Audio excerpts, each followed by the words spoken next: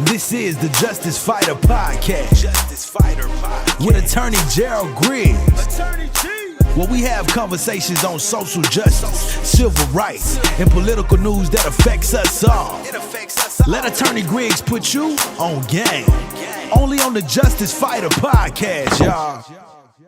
Hey guys, what's going on? It's attorney Gerald Griggs of Justicefighter. We are here on Justicefighter podcast, and I wanted to bring some information directly to you that I saw on some social media posts, and I could think of no one better than to bring the information than my good friend in the social justice world, Devin.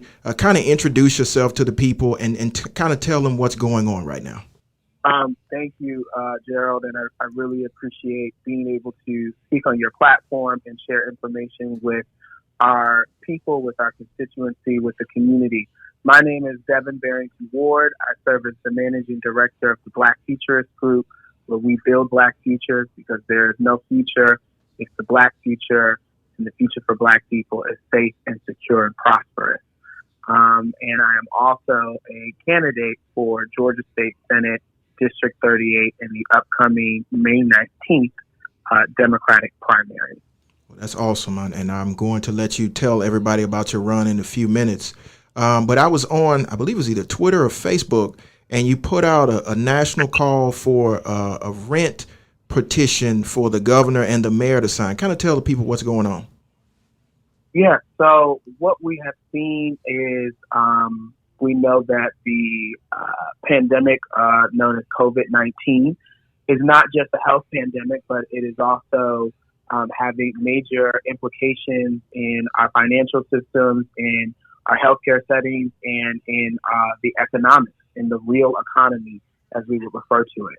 And so with that chaos and with that uncertainty, we know that it impacts folks who were already experiencing the glaring inequities in our communities as it pertains to being level to be able to access health care services, and also the glaring inequities in our economic systems and the wealth that Black and Brown people are able to curate in their communities and in their households. And because of that, the concern is that we're going to see a lot of hurt in Black and Brown communities and low-income communities.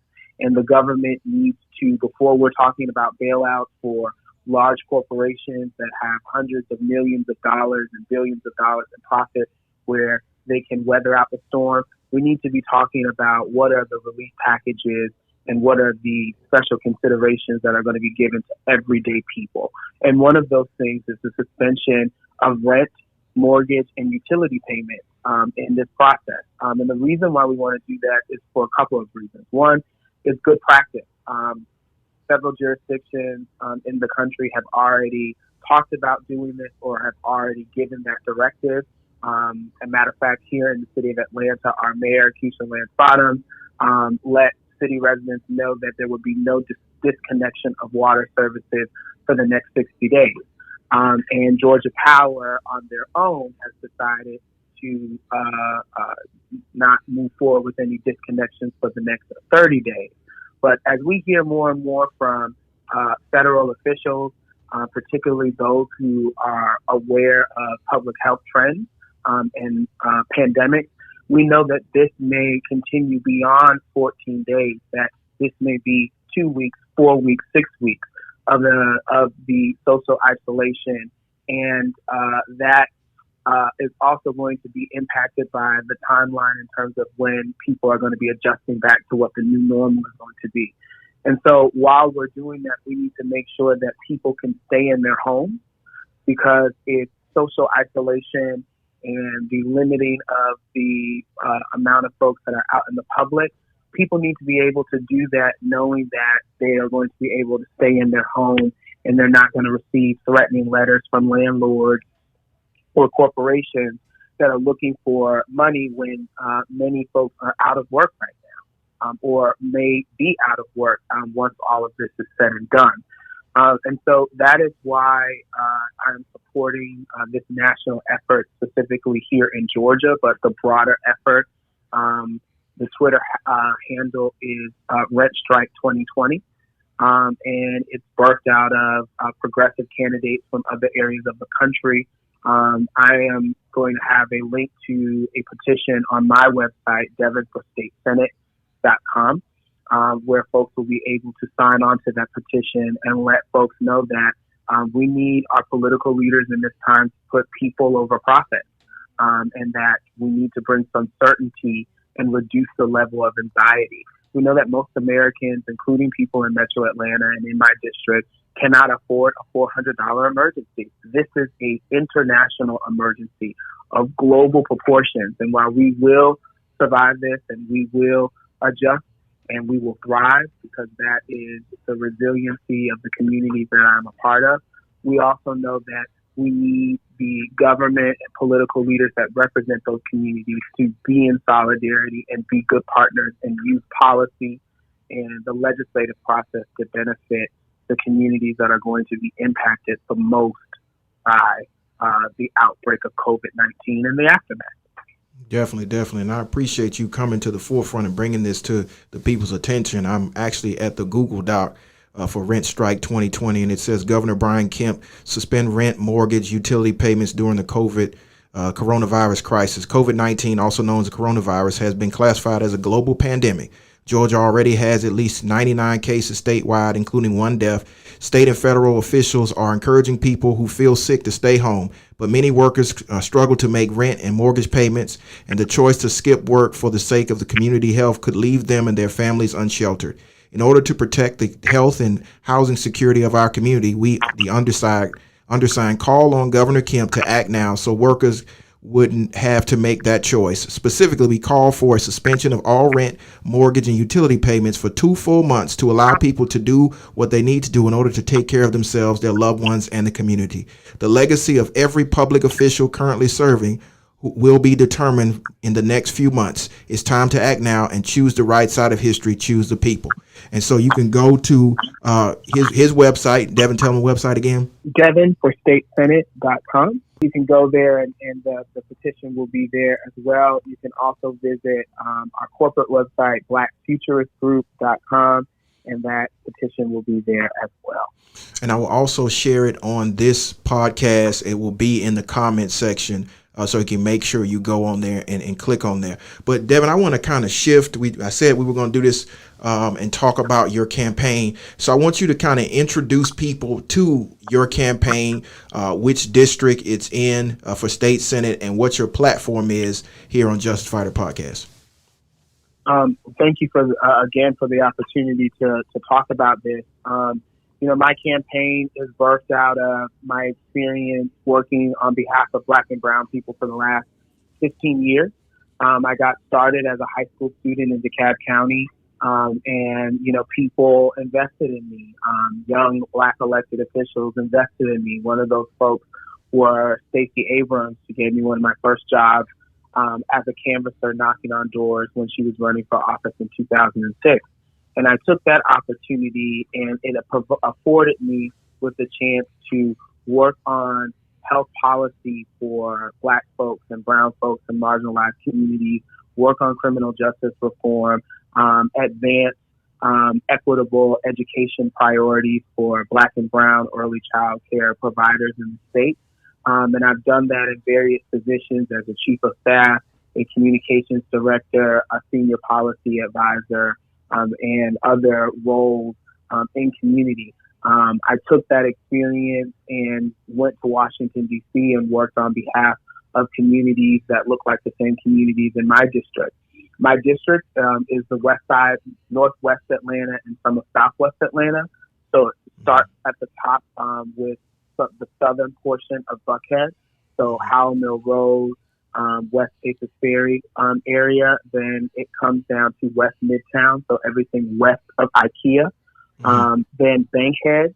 I have Mableton and Smyrna in Cobb County. Then parts of Mableton and Smyrna. Then I also have Collier Heights, Cascade, and some of the city of South Fulton, both the Cascade part and the city of Atlanta part. Ben Hill and Campbellton. So it's a very large district. About 120,000 residents live there.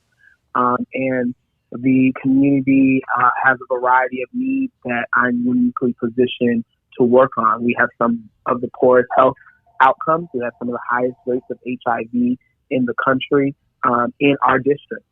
We have, cancer-causing gas that is released by chemical plants regularly. And it's part of the reason why residents in the community I immediately live in, a Bankhead, have a life expectancy of 62 and a half versus folks who live just 10 minutes up the street in Buckhead who can expect to live almost to be 90 on average.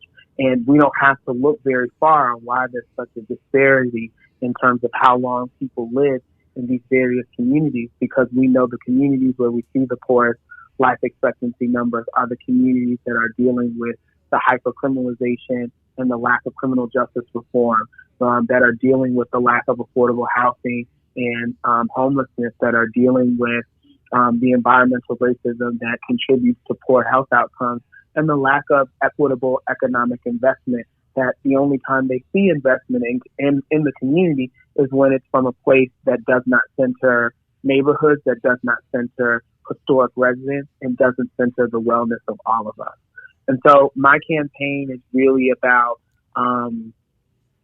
making those issues a priority and showing up and showing out. We need, we have grown in a time, and I think this COVID-19 pandemic reveals this even more so, that complacency will be our undoing. And we can no longer afford to vote in the same incumbents because that's what we're comfortable doing. We can't afford to continue to support the status quo because the status quo is literally killing people, harming people. It's creating unnecessary burdens and barriers to self-actualization. And so we really need to move in a different direction, and this campaign affords people with that opportunity. I am 30 years old as of last Friday. I turned 30 on Friday the 13th. Congratulations. And thank you. I appreciate that. And, it's really exciting to be a young person on the ballot, one of the youngest people running for state senate in Georgia currently. And also to be able to bring all of my various identities as the son of immigrants from the Caribbean who were freedom fighters. My ancestors were freedom fighters down there. My great-grandmother, Cassandra Bogle, is related to Paul Bogle, which is one of Jamaica's national heroes, because he led a rebellion against the British colonial government. Okay. He led rebellions against the British colonial government in protest of Jim Crow-like laws in 1865. And so bringing that, history along with my experience of being a member of the LGBT community, being a Black organizer who has, been organizing with so many different organizations in Atlanta, including the NAACP on the Close the Jail campaign, and moving the city to move in a different direction around criminal justice reform as it pertains to the legalization and or the criminalization of cannabis. And so I'm bringing all of these various experiences and this work history to the state Senate run to show people that we can do something different and that it is our responsibility to create the future because we can't predict it. And we appreciate all the work that you've been doing. You named some of the things that you've been doing, organizing. It's been a pleasure working with you. And so I was excited to hear about your run, being that you are 30 and that you see so many things from the ground and from the people, and now bringing that potential experience to an elected office would be something great. So kind of just tell us, what your idea of moving us forward would happen in the first 100 days if you were elected. So if I'm elected, some of the legislation that we want to move forward in the first 100 days are definitely priorities around criminal justice reform. We need to end cash bail throughout the state.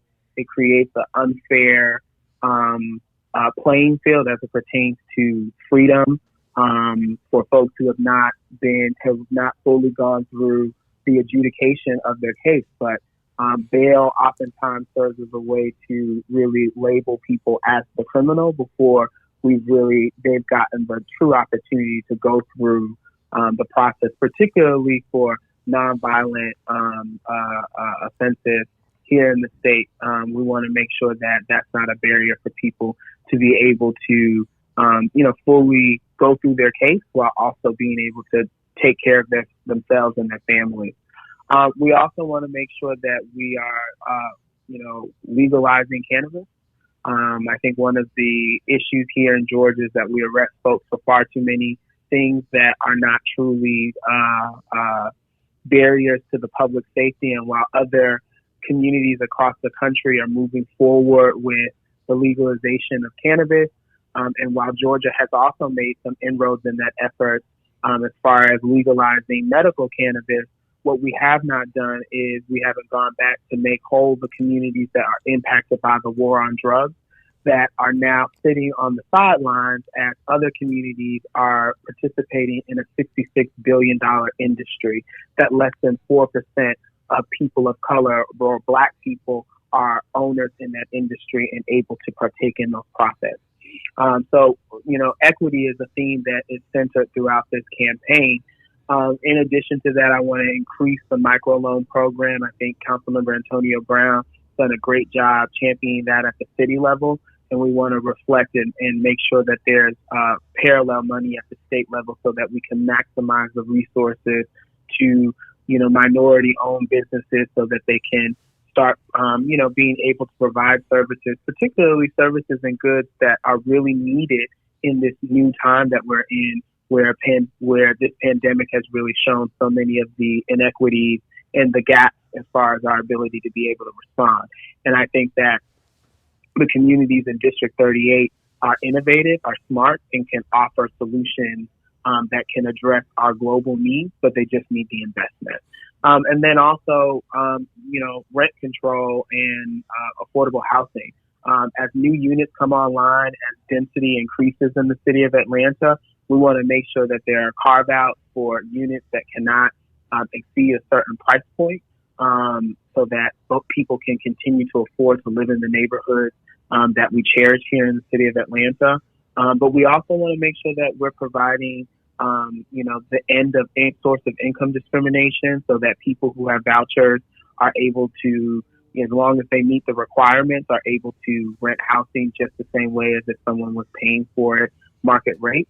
Because at the end of the day, as long as the landlord is being paid, that's the most important thing, particularly in a space where affordability is such an issue. So those are some of the initial things that I know that I have through conversations with my neighbors I want to champion. But I also want to ground it with prior to every legislative session, it's my plan to have convene my constituency and go through community vision boarding and participatory government practices and take folks down to the state capitol when we have a list of legislation that constituencies feel and across the district feel like they are a part of it, they were a part of writing. And we will go and pre-file that legislation together ahead of every legislative session. So that way my colleagues and the governor and other constituencies across the state can say that the legislation that comes out of the Senate District 38 office is always grounded from the needs of community, and that community are fully involved in our legislative priorities. And that is something that is currently lacking out of the current office holder. Yeah, that's definitely not happening down at the Gold Dome. And I want to kind of let you talk about one of the most powerful experiences that we had together as organizers, and that was a Count Every Vote rally, where you were arrested. And I want people to get a full grasp of the level of your dedication to the people. So kind of tell them about what happened and then, what happened after the rally and kind of build into that. I have to actually to talk about that, and it's really interesting. I wasn't going to talk about it unless you brought it up, but because it is something that I think about at times, and other times it's a moment that was very traumatic, and I try not to think about it all the time. But to talk about that moment, I have to talk about before. I was, at my house. And before I got to the Capitol, I had gotten off a conference call, and folks were sending love and support to Georgia, because we were in this period where it was clear that the state officials engaged in very nefarious tricks to disenfranchise people from the ability to fully participate in the democratic process in 2018. And so I started to cry. And I didn't, I was like, as somebody who works in politics, you lose elections, losing an election is something that's a possibility. Somebody's got to win, somebody's got to lose. But this felt very different. It felt like this was robbery, that this was intentional government dysfunction, that this was, done strategically. And for someone to see it done to what would have been the first Black woman to be governor in the history of Georgia, and also one of the first people to give me a job and an opportunity to work in politics, was really disheartening. When I got to the Capitol, I was there with my best friend, Max Boykin, and we saw you. We saw our amazing organizer, our amazing sister Mary Hook, chanting. I saw Senator Nikema Williams and other people using their voice to protest robbery. Now, at the Capitol, I've seen plenty of people protest.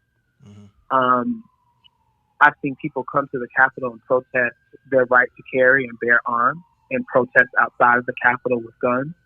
I've seen protesters under the leadership of former state senator, Senator Ford, protest the lack of Medicaid expansion, and actually do that from the gallery, which we know those are the rules where that is not allowed. And I was surprised by the aggression that I saw from our state law enforcement when we were down there, because we were protesting in an area that is deemed as the People's House. The rotunda of the People's House is the area that is the designated area for protest. And all that we came down there with was our signs, our outrage, and our voice.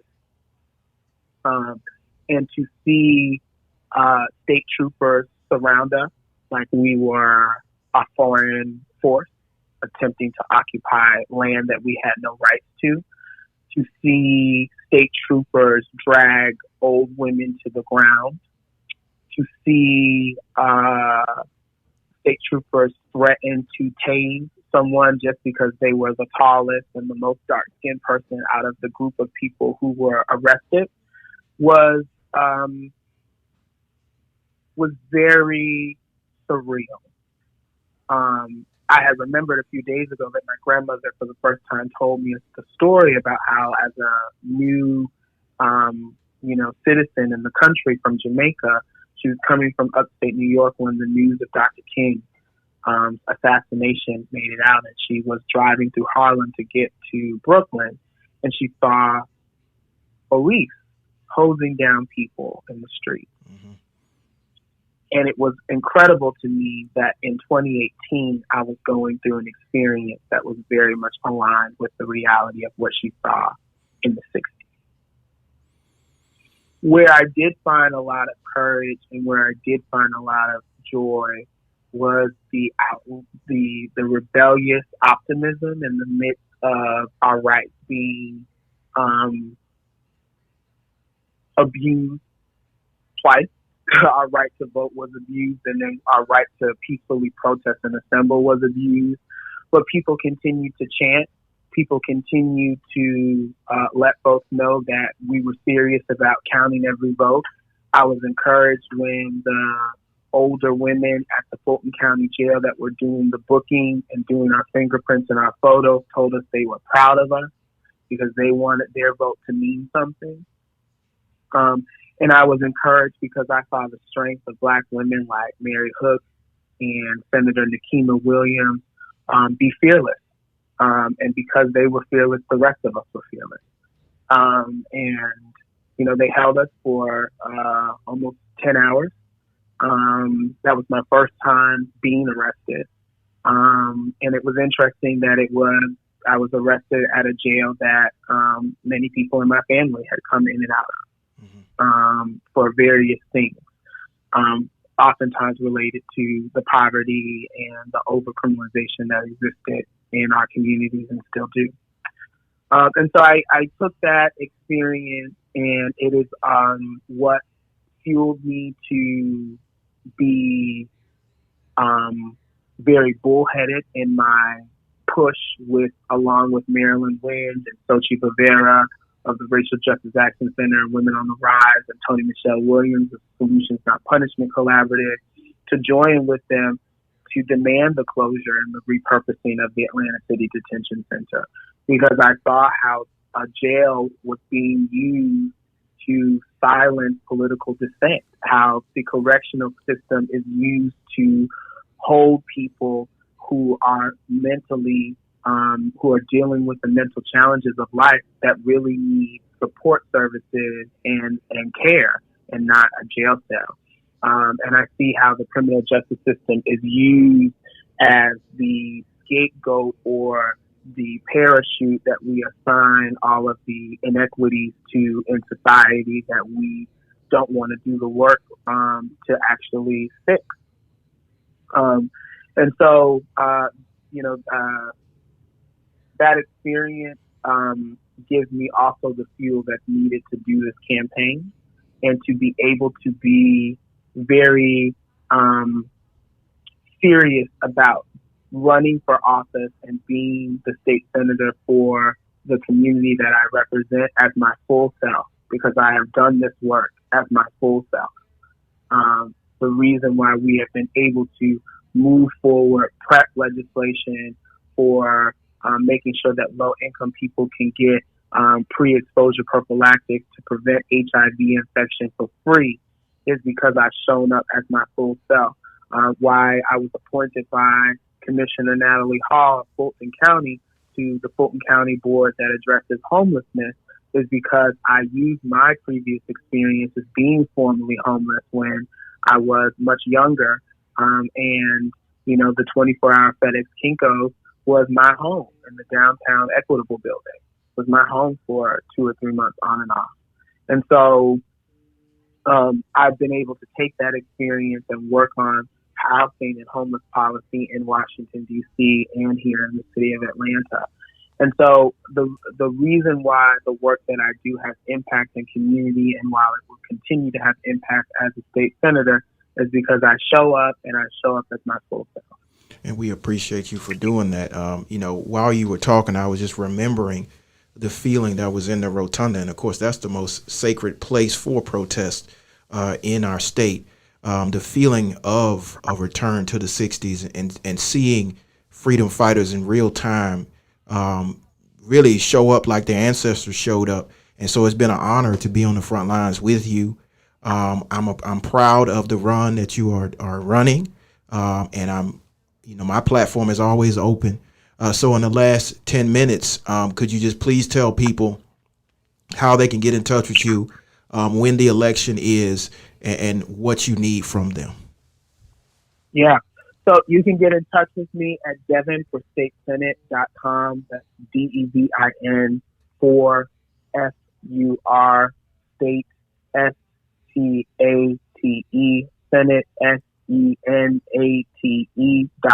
Devin for State Senate. You can also find us on social media at Devin for State Senate as well. And you can connect with me personally, Devin Barrington Ward. I add everybody on my social media when I can because I want to be able to connect with as many folks in real time. What we need for people is to show up on May 19th and to show up and show up for the future. And showing up for the future means that you are not only participating in the political process, but that you are being informed and that you're coming towards the ballot with a vision, as you wrote, with a vision for the future that you want to see. And I believe if you want a future that is grounded in equity, if you want a future where we undo the harms done by the war on drugs, if you want a future where we truly invest in a healthcare system that is concerned and grounded in the needs of all of us, if you want a future where equitable economic development is not an afterthought, then this is the campaign that you want to support. And so May 19th is going to be really important. The presidential primaries have also been moved to May 19th here in Georgia. If things do change and the election is pushed out further, we will communicate that with folks. And the best way to stay in touch with us is at that website and at those social media handles that I shared a little earlier. We need volunteers. We recognize that people will be home with some extra time on their hands. And so we're working on scaling up our virtual phone banking.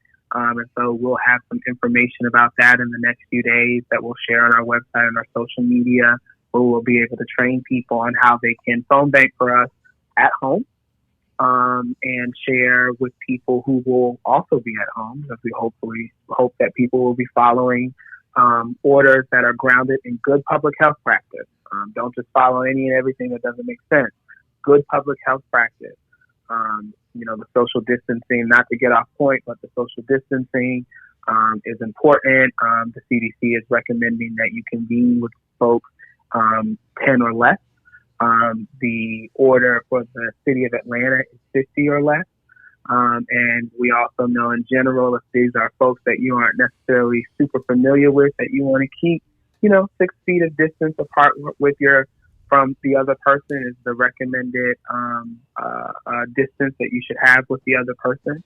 And that also you want to be limiting the amount of time that you're spending in large public places. Many of those places are going to be closing soon, but grocery stores, gas stations, pharmacies, and other essential services will be open. So if you need things, you'll be able to get them. But this is going to be the new normal for the next 2 to 4 to possibly 6 or 8 weeks. So with that being said, that will give people some time to be at home and do some reflection, and also engage in some volunteerism in the work that will build our future, because we will come out of this.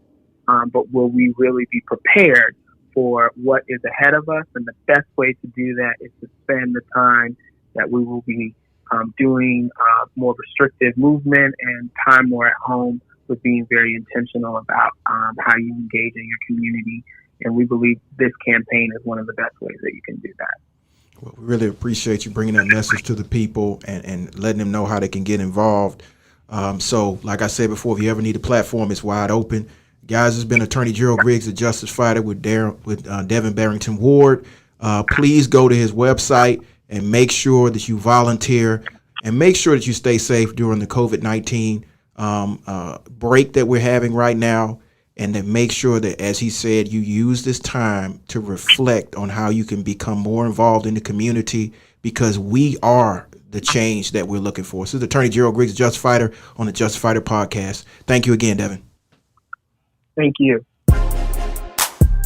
This is the Justicefighter podcast. Justicefighter podcast with Attorney Gerald Griggs. Attorney G. Where we have conversations on social justice, civil rights, and political news that affects us all. Let Attorney Griggs put you on game. Only on the Justicefighter podcast, y'all.